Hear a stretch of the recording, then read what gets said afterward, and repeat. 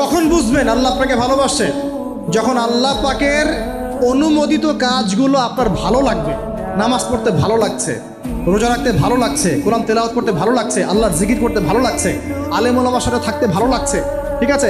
আল্লাহর হালাল কাজগুলো যখন ভালো লাগবে বেশি বেশি, বুঝবেন আল্লাহ আপনাকে নির্ঘাত মহব্বত করেন। আর যখন আল্লাহ পাকের নিষেধগুলো, হারাম, মদ আমার ভালো লাগে না, জেনা ভালো লাগে না, আমার খারাপ জিনিস দেখতে ভালো লাগে না, খারাপ শুনতে ভালো লাগে না, বুঝবেন আল্লাহ আপনাকে ভালোবাসে।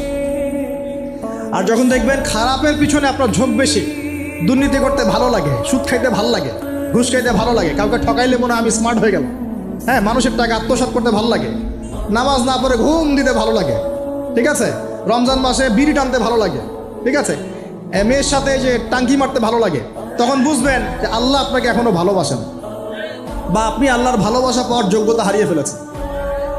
আল্লাহ পাক আমাদেরকে বোঝার তৌফিক দান করুন।